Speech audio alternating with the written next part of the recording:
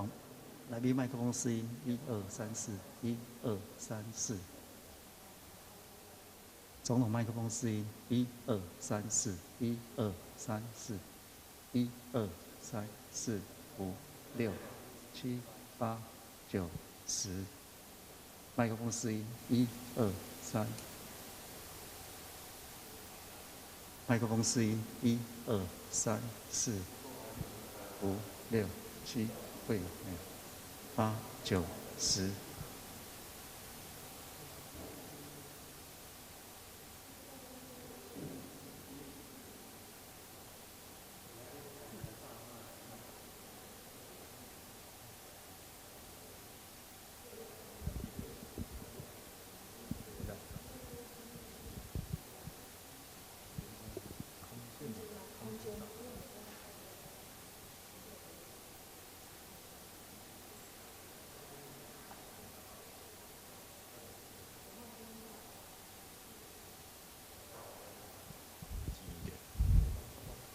等一下我们可以送。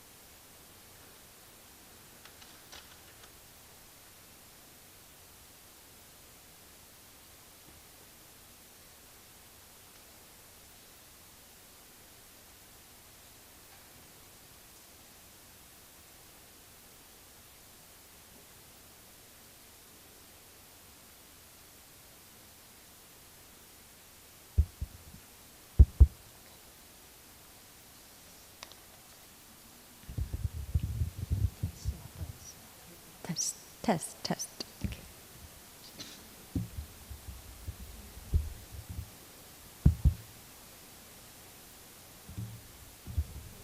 OK。待会参加媒体都是用英文提问。对。OK。好。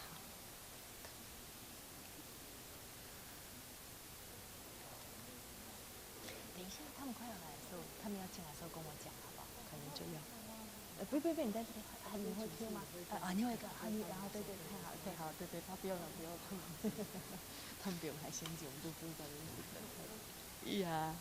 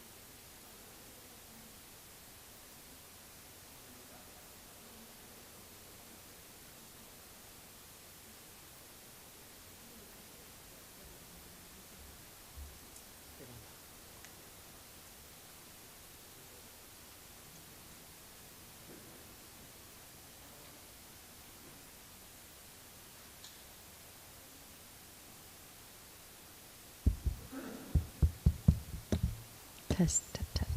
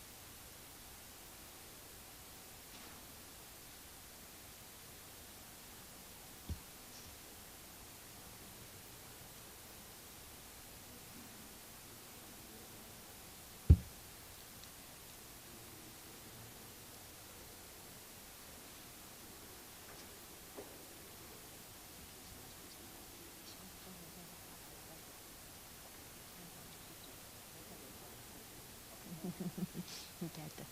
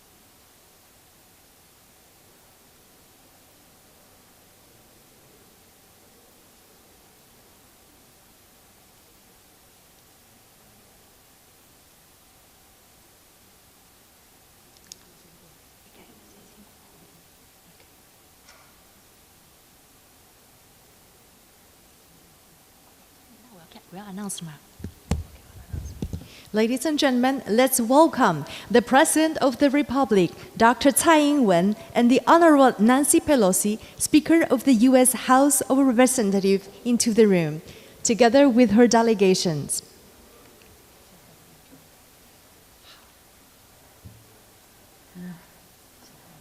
There has been so much stress every place we go. And then you can take your seat, and so we can proceed with the Q&A. And before that, I will invite our President and the Speaker to deliver their remarks. So please take your seat. Thank you very much.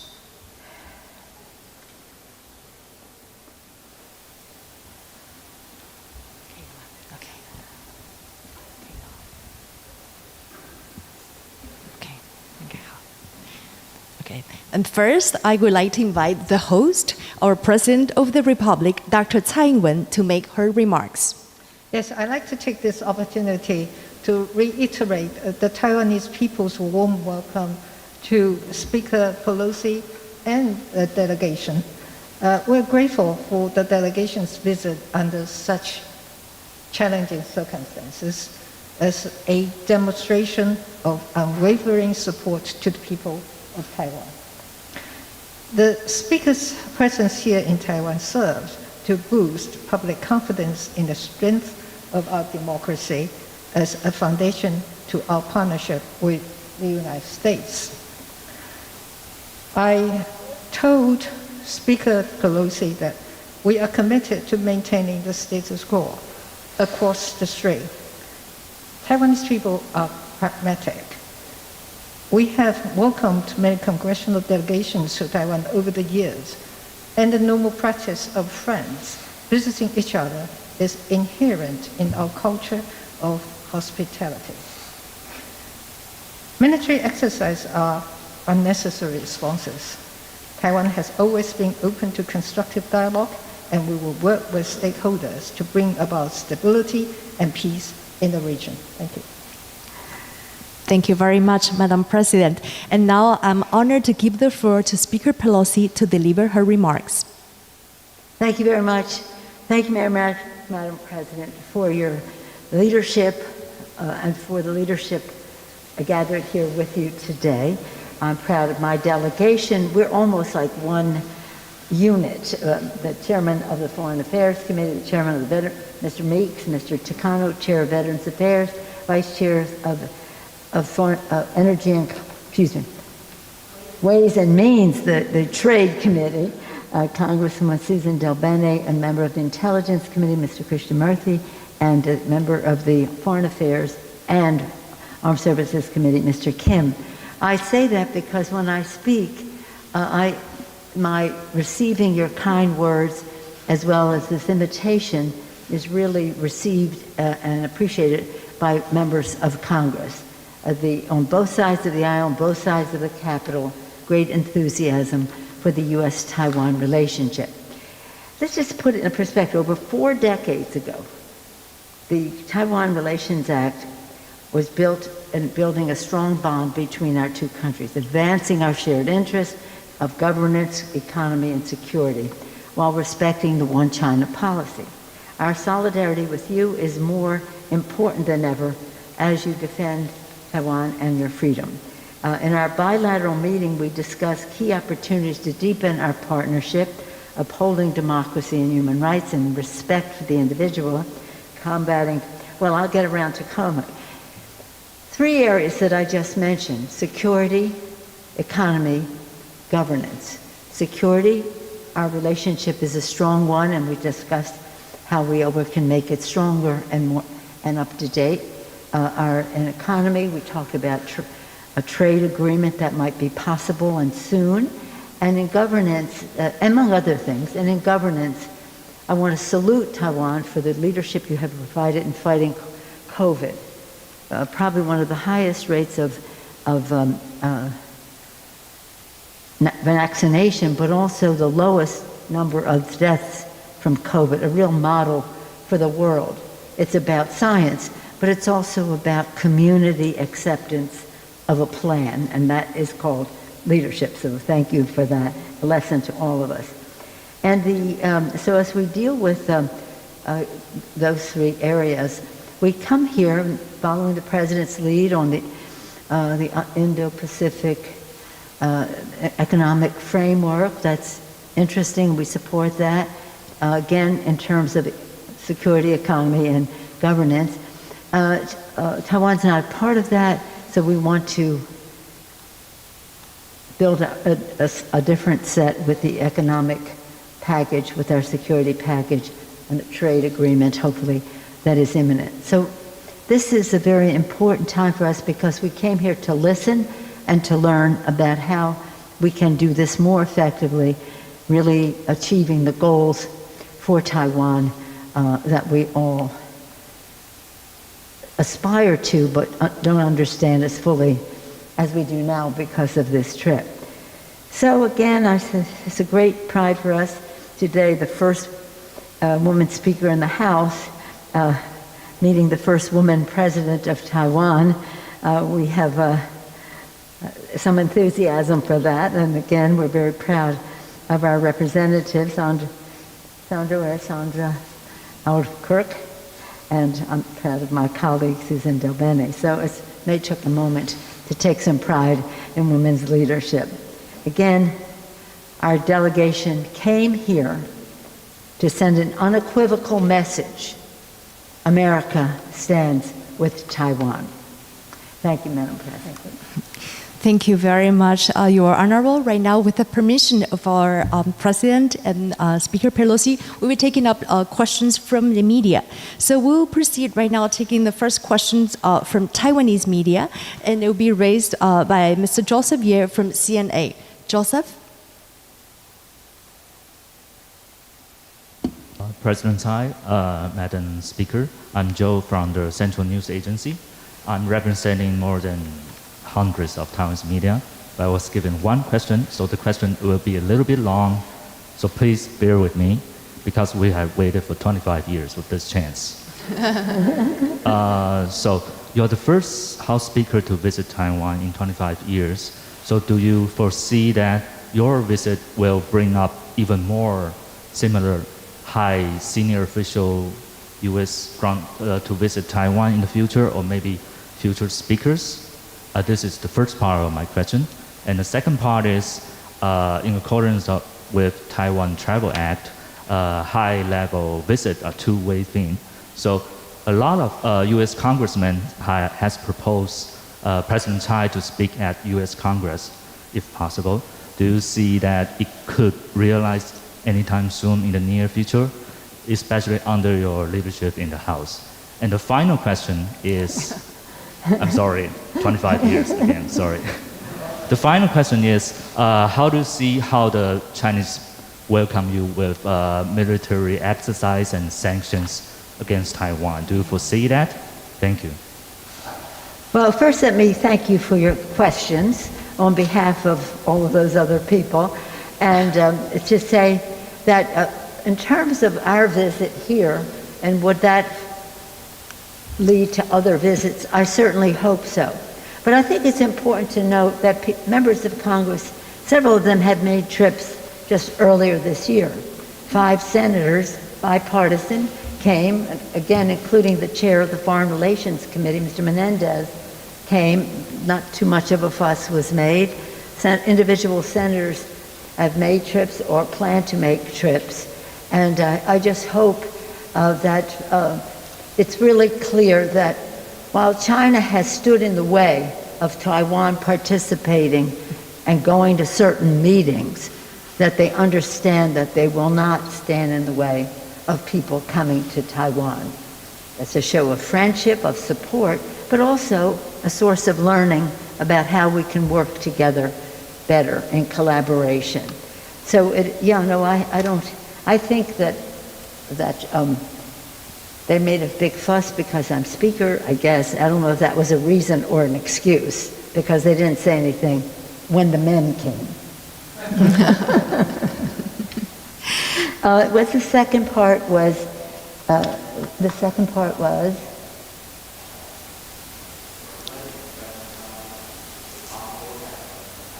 Invited to the U.S. Congress to make. Oh, that was the third part, but I'll go there. Okay. That was the third part I thought. We haven't had a joint session in probably 3 years in Congress, partially because of COVID, but even before that it was Christmas and all that. So we haven't had many joint sessions, but we have tried to accommodate visits by bringing together, both sides of the aisle and both sides of the Capitol. And I would hope that that opportunity would be there. The joint session has become something, again, because of COVID, we aren't able to. It's even hard for us to do the President's State of the Union address, because you have to space and you have to time, and, well, here we are. I don't know.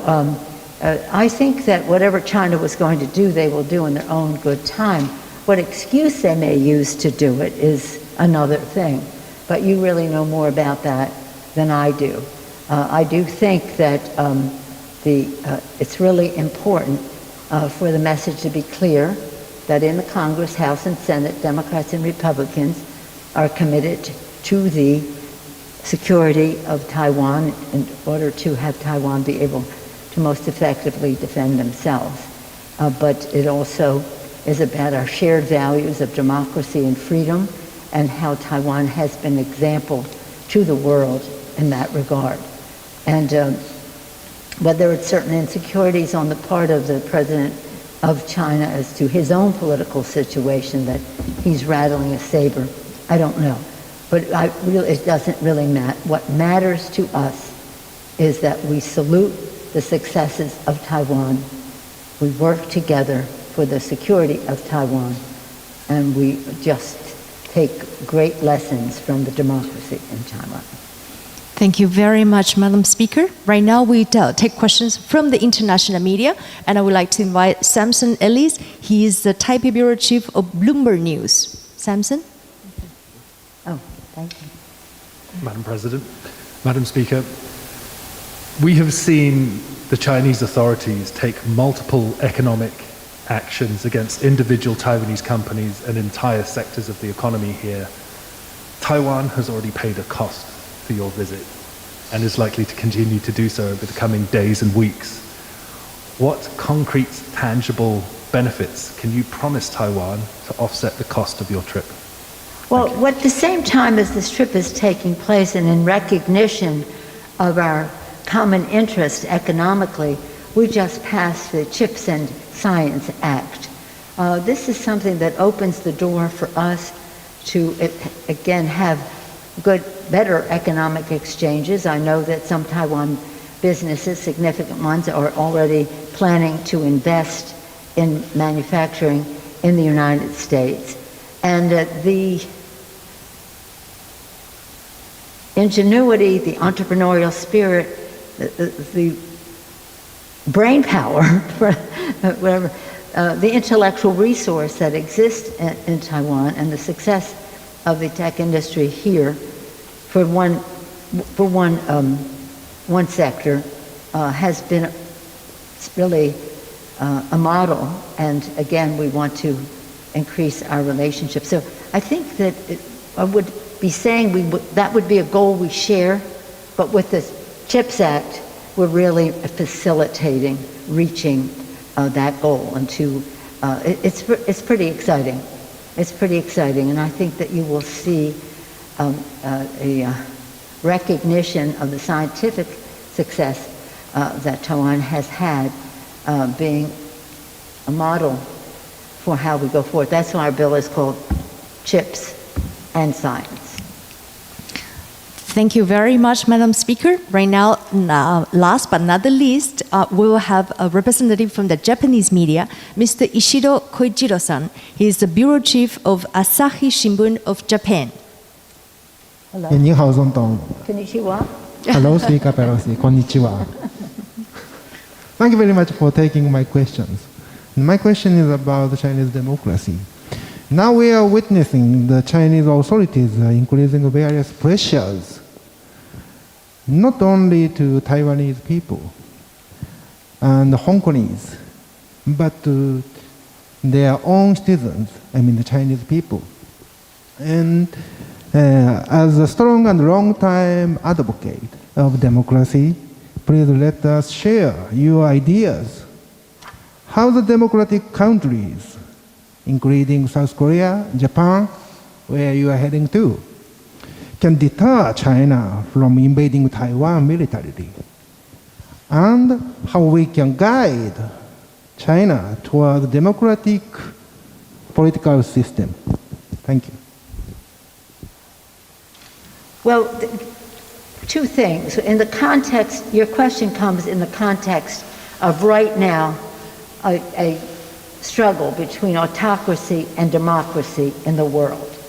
We cannot back away from that. And so as China goes and uses its soft power, money and whatever, into many countries in order to get their support at the UN and other bodies, we have to recognize that has some effectiveness, because it's a lot of money and it's promises that may or may not ever be kept. So when we talk about Taiwan in that context, we have to talk from strength. We have to talk from strength, We have to talk from what Taiwan has been so good about is being technologically advanced, whether it's in business or security. And we have to show the world, and that's one of the purposes of our trip, to show the world the success of the people of Taiwan, their courage to change their own country to become more democratic, their respect for people and the rest, and quite frankly, a model in this region in those respects. So strength, goodwill, and again, the demonstration of a democracy that has evolved to a stronger place now, and it offers a very strong contrast to what's happening on mainland China. No more evidence needed than what happened in Hong Kong under one country, two systems. It didn't happen. But again, we're not here to talk about mainland China. We're here to talk about Taiwan. We have our our Taiwan Relations Act. We support the communiques, this, that, and the other thing that have gone before. So we are supporters of the status quo and the rest. We don't want anything to happen to Taiwan by force. So strength, and one of the biggest sources of strength is democracy. I said at a meeting earlier with the parliamentarians, in our earliest days of our founding of our country, Benjamin Franklin, our presidency, said, freedom and democracy. Freedom and democracy on one thing, security here. We can't have either if we don't have both. So, security, economics, security, economy, and again, and governance, they're all related, and we want Taiwan to always have freedom with security, and we're not backing away from that. Okay? Thank you very much. Anything you'd like to add to anything? Okay. Thank you so very much, ladies and gentlemen. Today's event is especially important because we are witnessing the historical visit of Speaker Pelosi to Taiwan to convey the message of the U.S. support to Taiwan. So we know, in a challenging time like this, Taiwan is not alone. We also would like to thank very especially to President Tsai Ing-wen for her leadership, her resilience, strength, and wisdom shown in leading Taiwan. Also, our sincere appreciation goes to the distinguished members of the U.S. Congress who accompanied Speaker Pelosi in her trip, and your friendship means a lot to us. Thank you so much for being here in Taiwan. Also, thanks for the presence of so many officials from the U.S. side, from the Taiwan side, whose effort made this event possible. Thank you also very much to the media friends with us today, and also hundreds right now watching the live transmission. Thank you very much to you all. Have a great day.